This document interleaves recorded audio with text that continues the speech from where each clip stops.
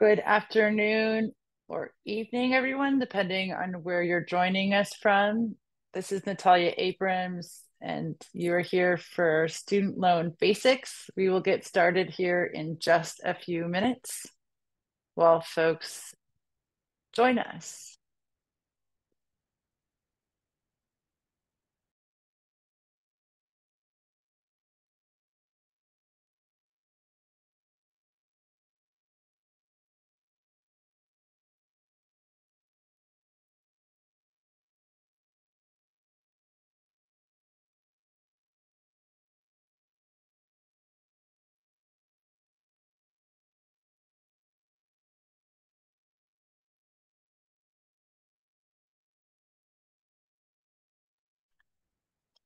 Hello, everyone, and thank you for joining us here at Student Debt Crisis Center for Student Loans 101, the basics.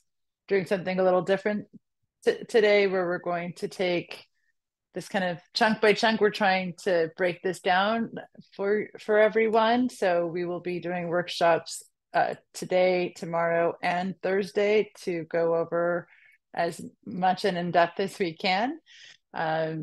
Please use during the presentation, we would ask that you use the Q&A box for questions. We have our wonderful team here today to answer your questions. We will also be reading some out loud at the end for everyone. We also ask that you keep your questions on topic. As I mentioned, we will be doing additional workshops tomorrow and Thursday. So we will be prioritizing questions that are based on today's presentation. And with that, I'm going to pass it off to my colleague, Sabrina Calazans, our Managing Director at Student Debt Crisis Center. Sabrina, do I have you on the line? Yes, thank you, Natalia, and thank you everyone for joining us. I'm really excited to have you all here and to follow along with our new workshop series. Today, we're going to kick off with the basics to help empower you to better manage your student debt. All right, so here's where our program fits in for today. So today we're going to be covering different loan types from federal versus private, federal direct, FFEL loans, undergraduate, graduate, plus, and non-plus loans. We're also going to be covering consolidation and what that means and what that looks like. We're going to talk about what a student loan servicer is and then what repayment options are available to folks. In the other series, in the other workshops, so tomorrow and Thursday, we will be covering the 201, which focuses on plans, policies, and programs. And then on Thursday, we will be focusing on pathways to forgiveness. And shortly, someone from our team will be dropping those links in the chat if you're interested in signing up for that. So as I mentioned, we're going to be discussing the student loan types, consolidation, loan servicers, and repayment options. And as Natalia mentioned, at the end, we are going to have a Q&A period. So please hold for questions on today's topics that we're going to be covering. And then questions on today's topics will be prioritized by our team. I know that there are lots of questions that folks have when it comes to student loans and repayment, but I encourage you that if you have questions on something that is not being addressed today, to come and join us either tomorrow or Thursday and bring those questions with you.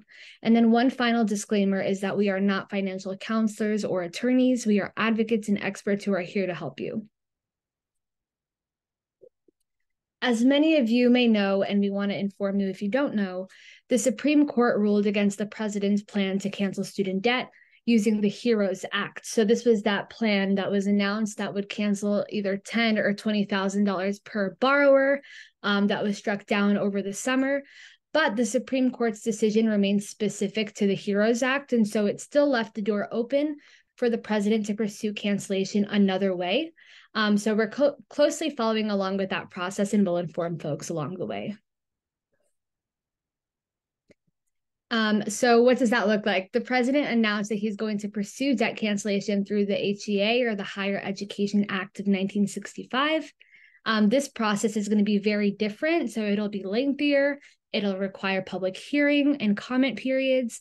And it's going to go through a process called negotiated rulemaking. So now more than ever before, we're going to be relying on borrower stories because it's more critical now than ever, to make our voices heard and to really push this debt cancellation forward.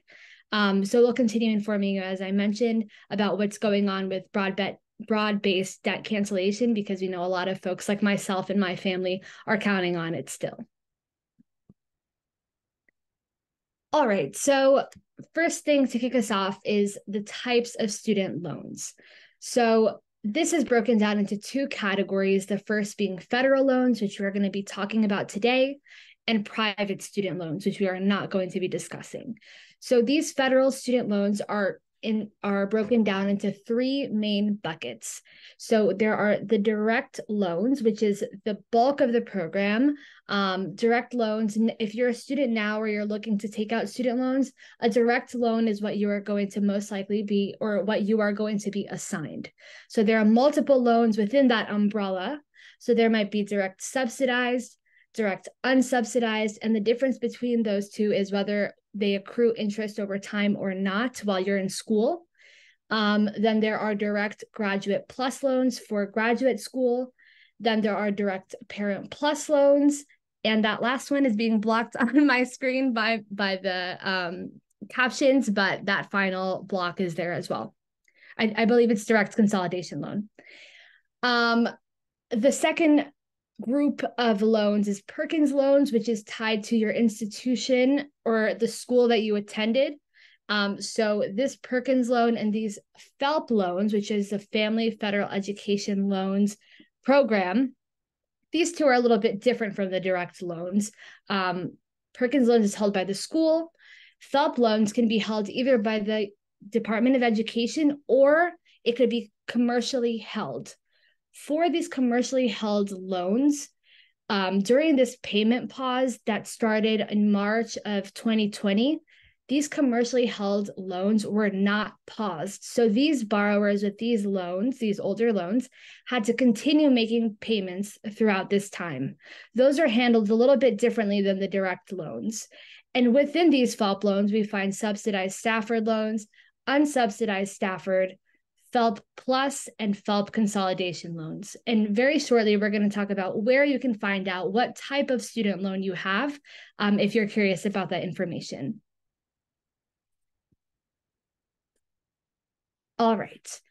So as I mentioned before, we're going to be discussing student loan servicers. And this is really critical because your student loan servicer is the one that has all of your information. They're the one that handles your monthly payment. They handle all of the updates regarding your student debt. And so, as I mentioned, there's federal and private.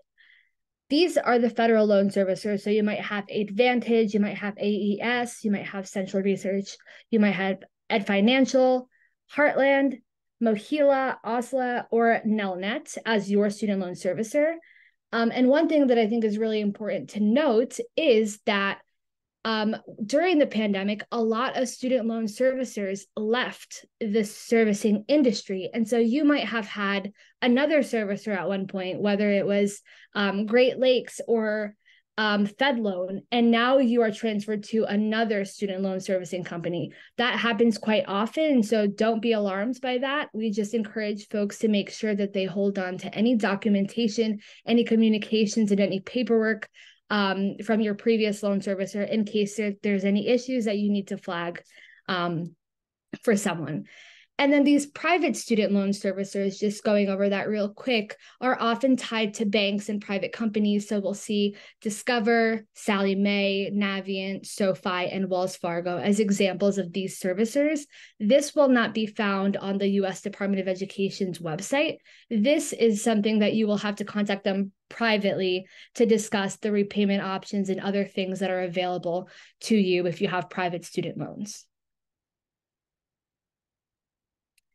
All right, so the best place for you to go if you have federal student loans is studentaid.gov. That is the go-to place that we encourage folks to go to. So FSA's login, as is appearing here, this is where you would go to log in and find all of your information. So you would input that there, and then I believe in the next step, we have the next visual. And most likely there will be a second or there will be a two-step authentication for you to access your account. This is a security measure for folks, so you can choose to have a code emailed to you that you should write down and then input as you're trying to log in. If you have not created an account yet, you can do so. And if you have lost your password or your login information, you can reset that information as well. You'll just need your email, phone number, or FSA ID, your date of birth, and perhaps a few other details for you to be able to reset that.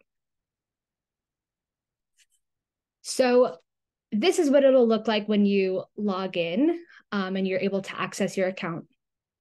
If folks get lost along the way, if you get into FSA and you click out, I always encourage folks to hover your mouse over where it says the name, right by the icon in the top right corner, right where it says Spencer. You would hover over there and it would have the option to show dashboard or my aid. Essentially, under the my aid section, you're able to see how much student loan debt you have. So it'll show the loan amount. It'll show how many grants you got in school. On the right-hand corner, it will show you upcoming payment information as well as your servicer, your due date, and the total due. What we do know as of right now is that perhaps the date on there is incorrect. We know that October 1st is when bills will be sent out to borrowers. And so if your bill says any date prior to October 1st, don't worry about that. That is something that is showing up as a glitch. That is incorrect. That will be updated when FSA gets to it, but it is not correct information. So just want to let folks know beginning October 1st, that should be updated. And if you look at the My Aid section just one more time, you can see the breakdown of the principal versus the interest. You can also click on view details. And once you click on that, you'll see even more of the breakdown. I think you can see by year, how much of individual loans that you got and how much of the grants that you got as well. And then a servicer login. So if you have a servicer like Nelnet, what you'll have to do is go into Nelnet, onto Nelnet's website. You'll have to create an account here. I've had Nelnet, but I transferred to Mohila since. So what you'll do is create your account on Nelnet's website. You'll be able to see what repayment plan you are currently enrolled in. So if you're enrolled in income contingent repayment, you'll be able to find that there. If you want to enroll in an income-driven repayment plan, you can also apply on here. You're able to find all of the more, specific details about your loan situation here at Nelnet. You can also call Nelnet or access a chat or an email in order to get a hold of customer service representatives. We have heard from folks that they have been struggling to get in contact with their representative. If that is happening for you, just know that you're not alone in this. We are, of course, encouraging folks to get in touch with their servicers, but we understand the frustration that comes along with it. Do not give up. Try all of the methods that you can. And if you still can't get in touch with them, I encourage you to go to studentaid.gov. You can submit a complaint otherwise and try and escalate your situation. And again, any questions that you have about your federal loans or the programs that are available, the best place to go is studentaid.gov. Again, you'll see the different kind of loans that you have. You'll see your total balance. You'll see the breakdown of it, your servicer, monthly payment, all of that is at studentaid.gov. And make sure that you're typing it into the browser right at the top of your computer versus Googling, just to ensure that you're going to the correct place, because it is possible that if you Google it, and you click on a link that is not the correct one, it could be a scam. We have heard about scams, and we're going to talk about that later, that are popping up left and right. And so we want to make sure that you're at the right place by typing in studentaid.gov to your browser. And now I'm going to toss it to Spencer Dixon on our team, who's our senior policy advisor, who is really great at all of this. And so Spencer, feel free to kick it off. Thank you, Sabrina. So I will start out my portion here by talking about student loan consolidation, federal loan consolidation. Starting out with just a definition and sort of peeling back the curtain a little bit. Despite the name, consolidation is more about converting older loans into newer loans, which are direct loans. In many cases, borrowers will combine multiple loans together to create that new loan, hence consolidation. However, there are many cases where borrowers do not have to combine more than one loan together. You could, quote unquote, consolidate one loan into another loan, which is why we really refer to it more as a conversion than consolidation, despite its name. Each individual circumstance will be a little bit different, but there are definitely circumstances. For example, if you have one of these older commercially held FFEL loans that Sabrina mentioned, you only need one of them to consolidate it into a direct loan if you are doing that for the purpose of making yourself eligible for a newer income-driven repayment, for example, or if you have a Parent Plus loan and you're trying to consolidate it to become eligible for additional programs, you only need one. So I just wanted to clarify that. In terms of requirements for consolidation, one, you have to have a federal student loan, which are all the loans that Sabrina outlined earlier, but also others that are less common, but are still considered federal student loans. So those could include health professional student loans, NSL, HEAL, and many more. And I actually can drop the link to the full list of eligibility in the chat right there for folks if you are interested. Next, I will be talking about the advantages of student loan consolidation. So one, you get a single loan with one monthly bill. Oftentimes for borrowers, the complexity of student loans, the number of them, can be hard to keep track of, can be hard to manage. And some borrowers just see benefit in being able to have one loan for simplicity. Another is that you'll have a fixed interest rate for borrowers with older loans.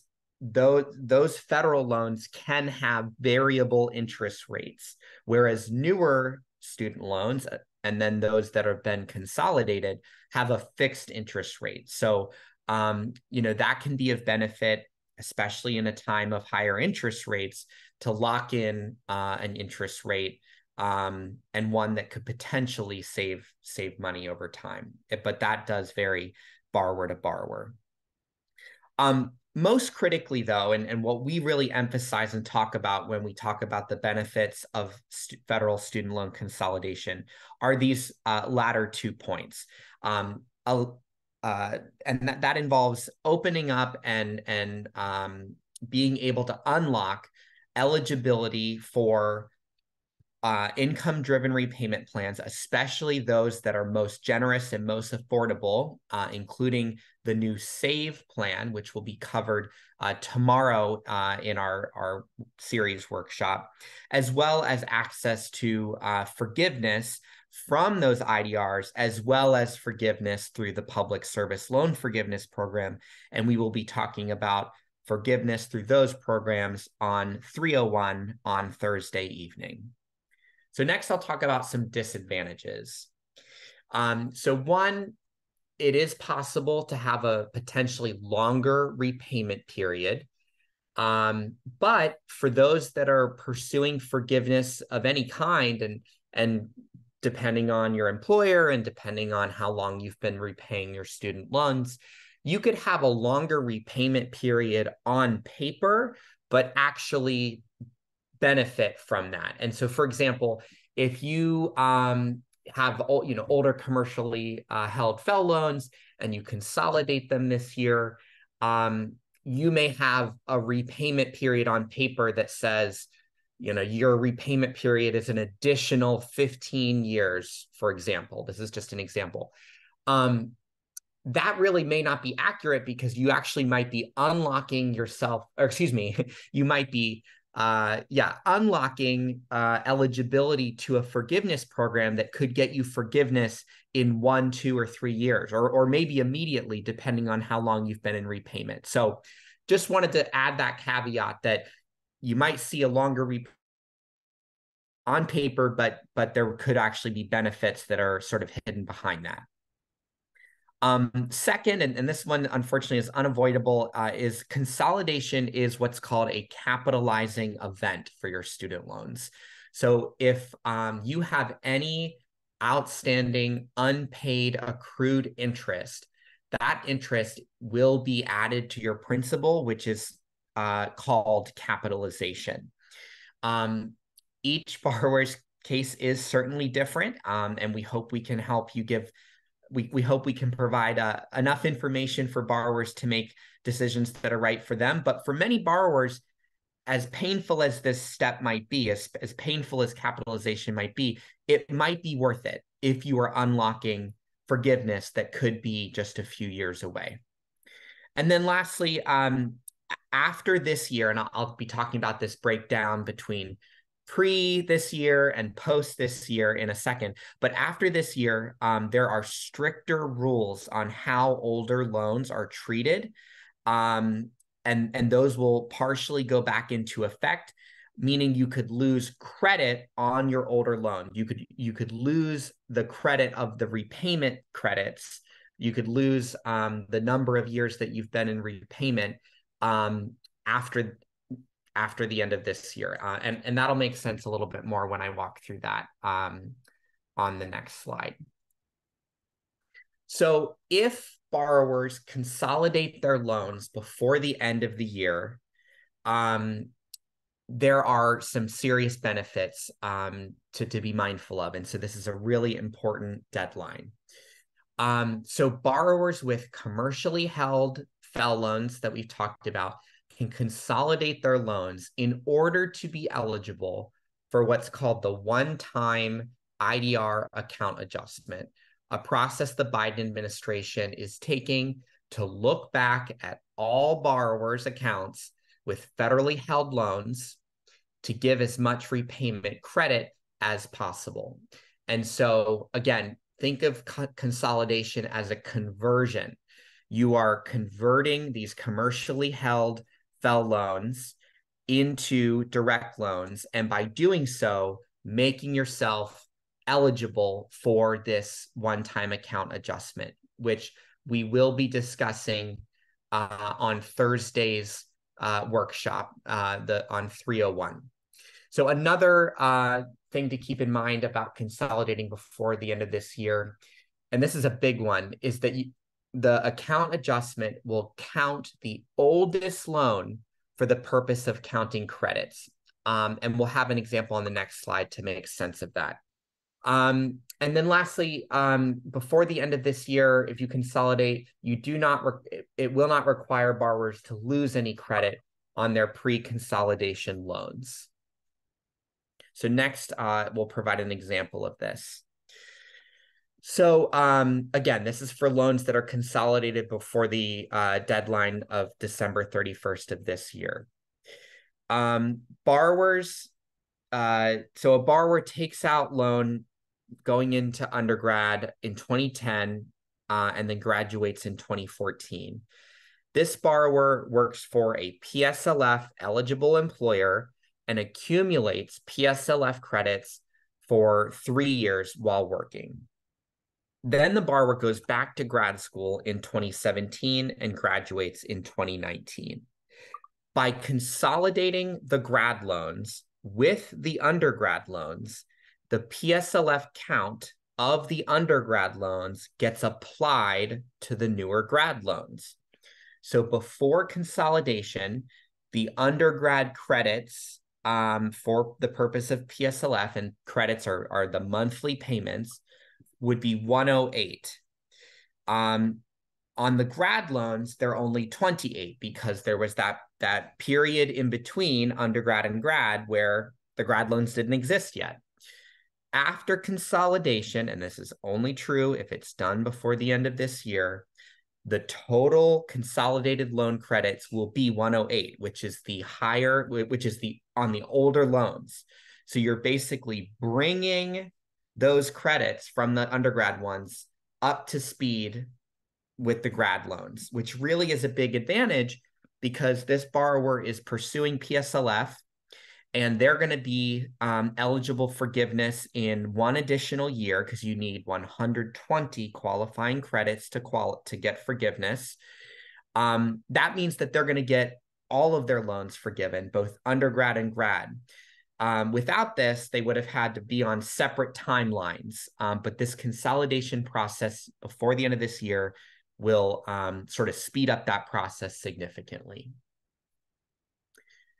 So next, I'm going to talk about what the landscape looks like after the end of this year. So it's the opposite of everything that I just talked about. So borrowers with commercially held FFEL loans will not be considered in the one-time IDR account adjustment, meaning, and this will make more sense once we get to Thursday, but meaning, borrowers who've been in repayment for 20, 25 years or more will not be able to get that forgiveness that's guaranteed if you have a direct loan and you're in an IDR.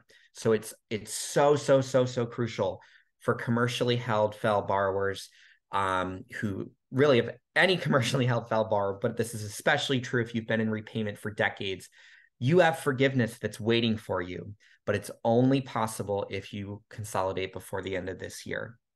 Second, the credit count on newly consolidated loans will be weighted as an average based on all of the loans instead of that catch-up process that we just went through. And then lastly, borrowers will not lose all of their credit on pre-consolidated loans, but they will lose some based on the weighting mentioned previously. So let's see this in an example. So it's the same borrower and same details as we walked through earlier, but they consolidate after the deadline. Their PSLF credits are calculated as a weighted average of the two loans, which means it lowers the credits on the undergrad loans and increases the credits on the grad loans. And the number of credits ends up being the same. So before consolidation, it's the same numbers that we saw before, 108 monthly payments on the undergrad loans and 28 monthly payments on the grad credits. After consolidation, the total number of credits is 68, which is a blended weighted average of the payments across the two loans. So it's better than starting at zero, but it's significantly worse than had the borrower consolidated before the deadline. And just to be clear, the deadline should be here on the slide is 12/31/23, not 24. Sorry about that. Next, I am going to talk about a process called double consolidation. This is a loophole for Parent Plus loan borrowers. And I believe this is the first time that we are officially talking about it on a SDCC workshop. So we're really excited to be able to provide this additional information tonight. So what is a double consolidation, or what is the loophole? It's a process by which borrowers who took out Parent Plus loans can make them eligible for more generous IDRs, such as SAVE, that they would not normally be eligible for. Normally, if you have a Parent Plus loan, or if you have a consolidation loan, a single consolidation loan that contains a Parent Plus loan, the only income-driven repayment program you're eligible for is ICR, which is very, it's not very generous. It ends up meaning that borrowers have very high monthly payments and a long pathway to forgiveness.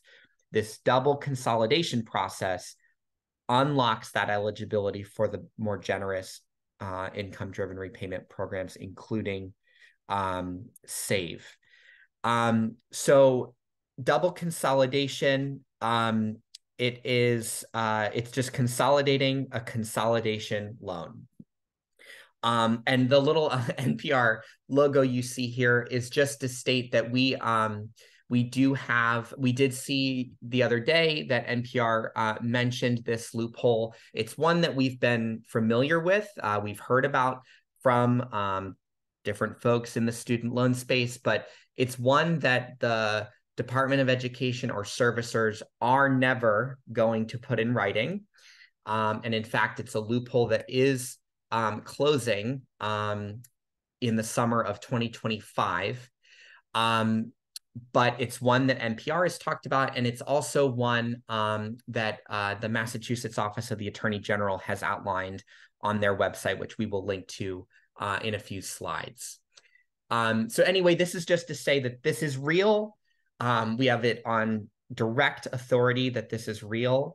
However, because it's a loophole, and because it's a loophole that technically violates the law that Congress passed, it is not something that the Department of Education can officially talk about, but we know that it's real, which is why we're talking about it tonight. So as I just mentioned, there is a deadline. This loophole is expected to close by July 1st, 2025.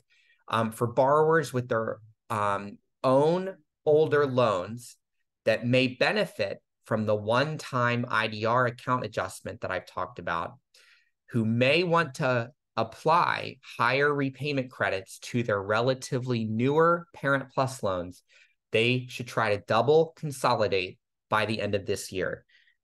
So again, what I just said is only for borrowers who have their own loans and they've been in repayment for potentially decades, and they also have loans that they took out for their dependents. For those borrowers, your deadline in order to maximally benefit from the IDR account adjustment that I kind of walked through and mentioned, your deadline is sooner because you want to be able to apply all of those years of repayment on your older loans to the newer Parent Plus loans. So next, I'm going to be talking about the step-by-step process of how to do this. And I'm going to acknowledge this is wonky. And as folks know who have asked, we are going to be posting this website. We're going to be posting the slides. And so you'll have this. I'm also going to include right now in the chat to everyone the link to the Massachusetts Attorney General's office that includes this same step-by-step. So diving into this, one, you need to complete a paper consolidation application, one application for consolidating one or more loans, and the second application for consolidating the other ones. They should be separate paper applications.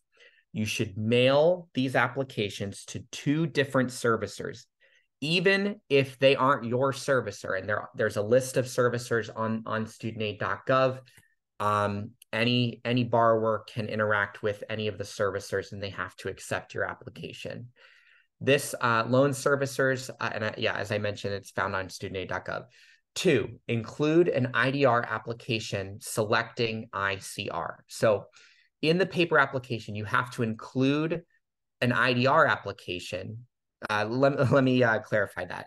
In the paper consolidation application, you have to include an IDR application selecting the ICR plan. If you don't, the consolidation may be denied because no payment plan was selected. The reason this is important is because the only reason that Parent Plus loans can consolidate is for the purpose of getting on an IDR. So you have to include an IDR application with your consolidation application. 3, mail your consolidation paperwork. If you can, we recommend using certified mail to ensure delivery to the servicers. If you're pursuing public service loan forgiveness, covered more on Thursday's workshop, do not send an application to MOHELA first. MOHELA is the servicer that manages the public service loan forgiveness program. Consolidations take 30 to 90 days to complete, during which your loans will be put into a forbearance or deferment while the process is underway. On your studentaid.gov account, click on the Consolidate My Loans section, and you should see a long list of your loans. View the titles of each individual loan by hovering over the question mark box with your mouse, and the name should pop up. Note, do not submit your application online this way. The first round should be via paper application. So 1 through 3 that I just covered here is the process of consolidating your loans for the first time. However, there are specific guidelines and recommendations on this slide, and it's also on the link that we shared in the chat, that are there in order to be able to be eligible for the second consolidation. So we really encourage you to pay close attention to all of these steps and follow them by the letter. So next is the process of consolidating the consolidation, the second consolidation. So next slide, please. So step 4 overall, but this would be step 1 in this process, is you can now complete an online consolidation application because you have those 2 consolidated loans that you are then consolidating together. So after you have confirmation that both consolidations were processed and you have payment schedules, you can do the online consolidate application of those 2. It's important to wait for confirmation that different servicers process both applications you have, and you have payment schedules. That's really important before starting the second consolidation process. Step 5, you select the final servicer. You'll select this from a drop-down menu in the online application. If you're pursuing PSLF, this is when you would choose Mohila. And if you're not pursuing PSLF, choose a servicer that you haven't sent a consolidation application to yet. 6, complete the online IDR application. When completing the online IDR application, this is when you will be able to select any IDR that you want. And for the vast majority of borrowers, SAVE is going to be the best and most affordable plan for you. And then 7 it would be the case for any borrower in an IDR. You need to make your monthly payments and recertify annually. To maintain eligibility for IDRs, it's critical to make sure your monthly payments are on time and that you recertify your income and family size annually. Under SAVE, you may give permission to the Federal Student Aid Administration to access your annual tax return automatically, eliminating the need to manually recertify. So that's a new feature of SAVE that you may want to consider opting into. Then you don't have to worry about the manual recertification process in the future. I understand that was a lot of information, but hopefully that what you're seeing now, the figures on your screen, can provide a little bit of clarity to it. So if we just put aside the step-by-step process for a second, let's focus on what this is at a higher level. And there's 2 scenarios here to provide examples. Scenario 1 is where you have 2 or more Parent Plus loans exclusively.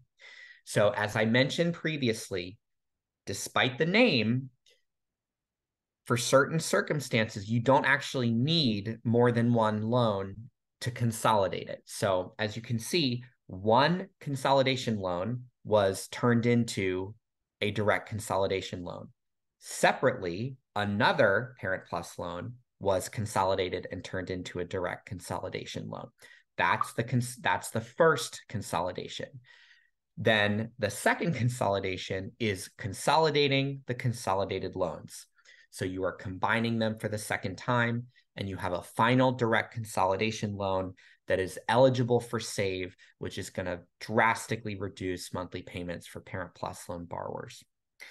The second example is a little bit more complicated. It's where you have Parent Plus loans and other federal loans. And in this case, it's an existing consolidation loan. So in this case, because the borrower has another consolidation loan, they would want to combine their 2 Parent Plus loans, because you want to be in a position to be able to consolidate 2 consolidation loans. You don't want to have to do it 3 or 4 times. So in this case, it makes sense for the borrower to truly combine them, which means having these 2 loans on the same consolidation application, getting that direct consolidation loan, and then that's when at the second consolidation, they can bring in their other loans to have a final second consolidation.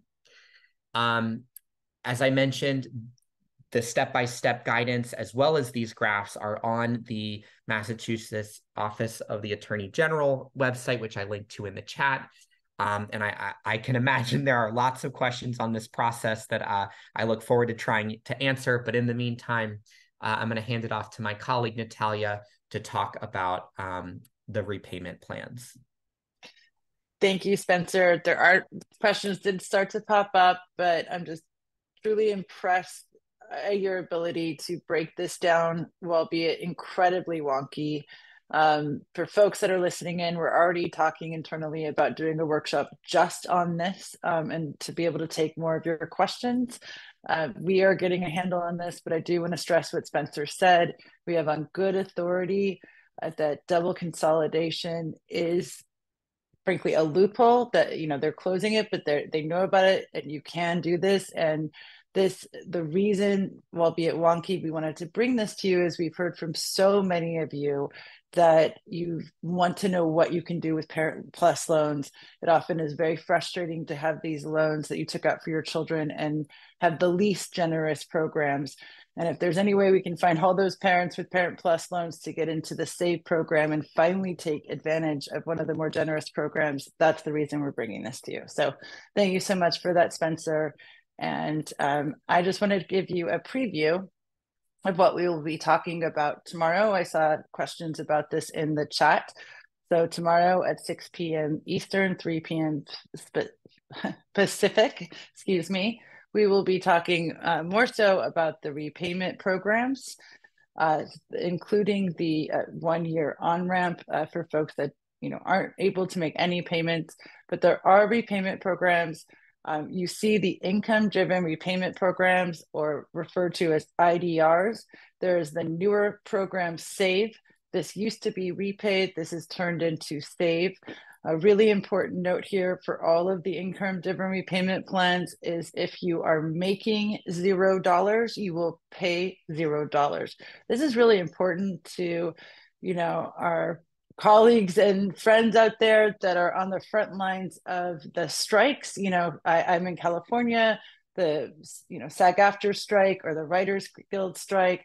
We also have the auto workers on strike. All of those folks can apply for a $0 payment if you're on strike, and lock that in for an entire year until you have to renew. And there's some great new things about the SAVE program. For example, it pays the unpaid interest, and you can now have an auto renew where it will reapply for you each and every year. So we're going to go more in depth on these programs tomorrow at 6 p.m. Eastern. If you're unable to make it, we still suggest you sign up, because you will receive a recording of our event 24 hours after we host it tomorrow. So I already started to touch on this. I got so excited about the new plans. So there's benefits to income-driven repayment programs. This is very important to people who can't afford to make their monthly payments.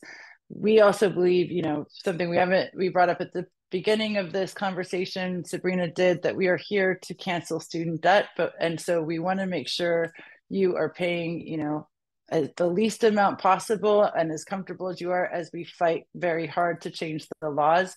The income-driven repayment programs can be a good way to do that. There's a calculation of discretionary income. We will go over that tomorrow. Really important for low-income folks, for folks who have decreased hours or lost a job. It prevents delinquency and default. The cons are they extend the loan repayment period to 20 or 25 years. For borrowers that have been already borrowing for a long time, we will also cover the income-driven repayment one-time account adjustment. Some people may be closer to that 20 or 25-year period than they realize. And also, Sabrina briefly touched on this, but we really want to, make sure you know that there are these scams out there. Unfortunately, when more confusion comes, there is more scams out there. Mystery equals margin, as business folks will say. And so we just want to make sure that you know that all of this information is completely free of charge. Everything at Student Aid is completely free of charge. You should never have to pay for student loan help. Some of these scams will be a bait and switch and say you will get loan forgiveness immediately or a deadline is approaching. The only deadline we're really talking about right now is the December 31st, 2023 deadline to get the maximum benefit out of consolidation for older loans. But look, consolidation will still be there the next day. So there aren't these hard and fast deadlines like you see in some other government programs. Also, upfront fees or claiming to be the Department of Education. If anyone claims to be the Department of Education, we recommend that you please send a complaint to the Ombudsperson office. This is a really great place for issues or complaints with your student loans, where we try to help you and can't and need to escalate this. We will always go to the Ombudsperson as well. They can help you resolve discrepancies with loan balances and payments, explain loan interest and collection charges, identify options for resolving your issues related to consolidation. We talked a lot about that today. Service quality, default status, bankruptcy, income tax refund, and other concerns. So again, that is Bonnie Luttrell, the Student Loan Ombudsman, and that is at FSA Ombudsman Office at ed.gov.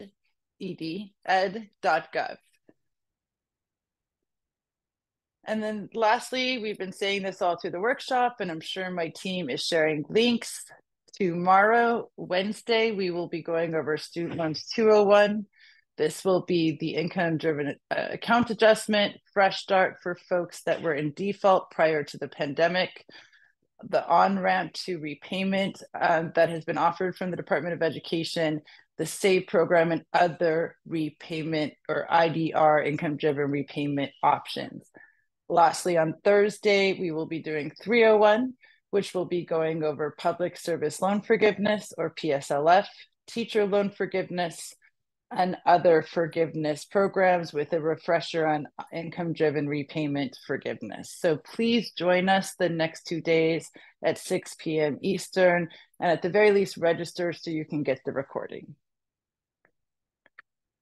So with that, we're going to take questions. We also have, sitting on here, a list of important links that have been shared through the workshop, but this is for you. We will be sharing out this recording and the slide deck tomorrow afternoon with you all. And with that, I turn it to you, Sabrina Ashley, to ask our first question. Awesome. Thank you. And thank you all for an amazing webinar. We have a lot of questions about consolidation, but this first one is about the payment pause. So I'll ask that first before we dive in. Someone asked in the chat, if your loans were deferred prior to the payment pause, will they still be in a deferred status once the pause ends, or I guess now? Yes, I believe so. My interpretation or understanding of deferment is that it is for a specific period of time, and so I'm imagining, I believe that you can sort of treat the payment pause as a literal pause, and the clock will start again, starting probably in October, but potentially September. And then it will run through the end of whatever the period of deferment was. So it will continue, but only for so long as the deferment was scheduled to. Awesome. Thank you. And now for some consolidation questions. So I believe this is from earlier on in the webinar when we were talking about consolidating different types of loans. And someone said they get the benefits for commercially held loans, but if you have direct Stafford loans, does it still make sense to consolidate those? So if you could go over maybe briefly some more of the benefits there. Sure. Just off of again, every borrower is different, so it's hard to know exactly, but it sounds like there aren't those big benefits that we've talked about compared to some of the other scenarios. One that comes to mind is if this borrower took off time, if they have grad loans and they took off time between undergrad and grad, and they still have those undergrad loans, there's benefit in consolidating. As I talked about, you kind of apply those old repayment, the higher repayment number to the newer loans. But if that's not the case, then I can't think of any specific benefits. But there really aren't any major harms in consolidating. But it's hard to speak to, what the interest rate will be and those sorts of things. Great, thank you. These next couple of questions are about couples and then also filing taxes jointly. This first one is if a couple both have loans with Nelnet and they want to consolidate, is there anything that they need to be aware of? So there, just to be clear, there is no longer an ability to consolidate loans across borrowers. Consolidation only happens at the individual borrower level. And then in terms of the servicer, unless these borrowers are trying to pursue double consolidation, which I will hold off on getting back into, there's really no extra step they need to take or extra servicers that they need to engage. Their assigned servicer will be able to handle a quote unquote normal consolidation. But those again will happen individually between couple member one, husband and wife separately is what I'm trying to say. Okay. And then this next one is more about questions that servicers may ask you if you're not sure if this has an impact, but this person filed their taxes jointly with their spouse, and now the servicer is asking for their husband's W-2 information. And is that like routine to ask for documents like that? Yes. So all IDRs count both couples' income when the couple files jointly. Under SAVE, if the couple files separately, that their spouse's income will not be counted. And for some borrowers, it may make sense to go from filing jointly, which they may have done for years, to in the future filing separately because of the benefits to the student loan payment. But that decision will have to be up to borrowers and taxpayers individually to weigh the benefits on their taxes versus the student loan payment. Got it. All right. This I think has to do with that double consolidation, which I know is very confusing. But someone asked, in terms of the double consolidation loans, what if the Parent Plus loans are older than the personal direct loans? Are they still eligible to double consolidate?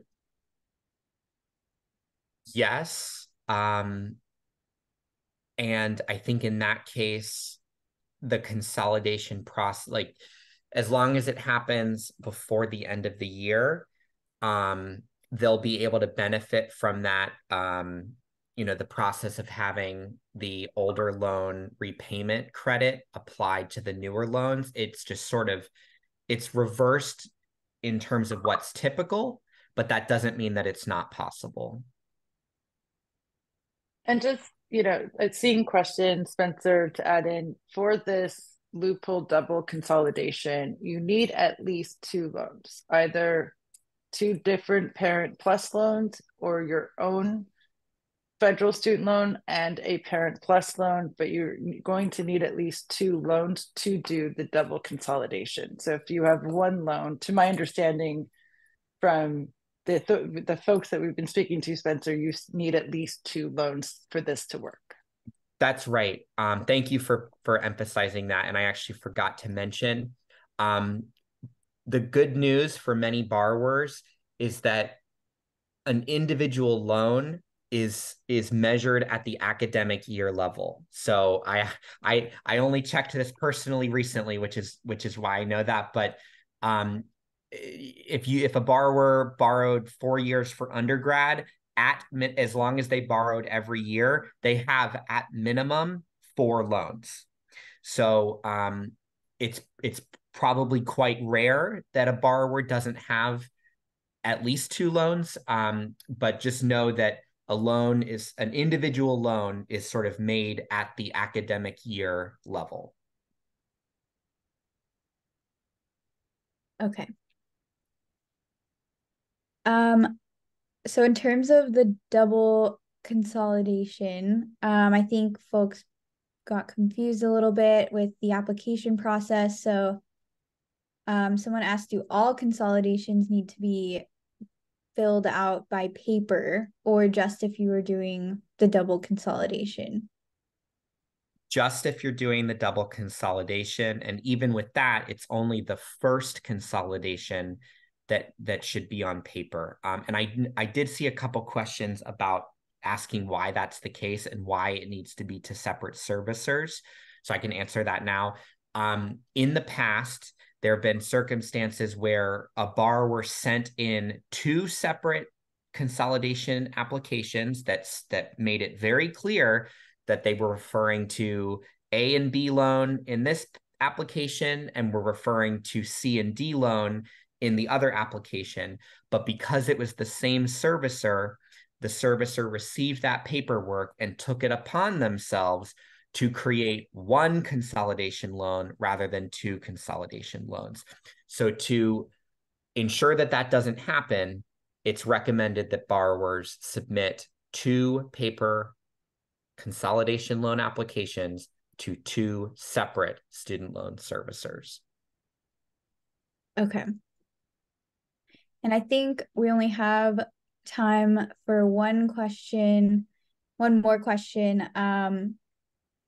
So I know everyone on this workshop, I hope that we have talked clearly through this, but I know that it's confusing. It's confusing for myself as well. So you all are not alone, but there were a few questions in here asking if there was any service or someone that they can speak to one-on-one about their particular circumstances and if they can help out with this consolidation process. So from our team, what is the best way to get through this consolidation process correctly?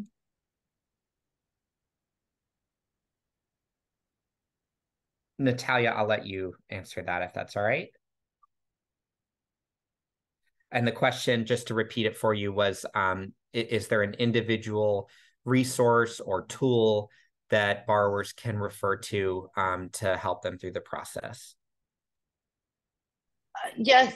So for those of you that have joined us before, we'll be talking more about this next month, we've worked with Savvy. And I don't know, Sabrina, if you have that link ready. We know that there's just been some trouble with syncing loans for, I believe, Mohia. You can manually do it. So that's the only hiccup, but this is the only company that we trust and work with. We know that this is really complicated information, and we're all getting up to speed with payments getting started. So we do use that. The other place and the go-to place, as we've mentioned a number of times, is studentaid.gov. And as I mentioned also internally, we see how complicated this is. So we are planning to bring, some type of consolidation Parent Plus workshop to you all to be able to continue to unwind and go through this process, because we know time is ticking. And, as you mentioned, Spencer, very eloquently, that there's forgiveness waiting for you. So we want to make sure that all the folks that are joining us take advantage of all those credits that are sitting out there for them, as long as you consolidate by December 31st of 2023.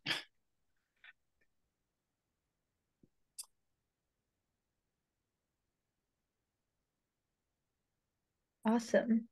Thank you. And those were all the questions I have, so I'll toss it back to you, Natalia. Thank you, Sabrina. Yes, and time permitting, we see a lot of questions in the chat. The good news is we will be having another workshop, our 201 workshop, to go in depth on the repayment programs tomorrow at 6 p.m. Eastern. And then also we're in depth on forgiveness programs at 6 p.m. Eastern on Thursday. The links are being provided to you in the chat. That will also be in a follow-up email. We encourage you all to attend, and even if you can't attend, to register so you can receive the recording. Recordings will be posted on YouTube later, but the fastest way to get this information is by registering. We thank you all so much for attending and taking time out of your evening to learn about your student loans. Share this information with others. Payments are starting on October 1st, and we want to make sure you all are ready. Thank you again. Have a great night.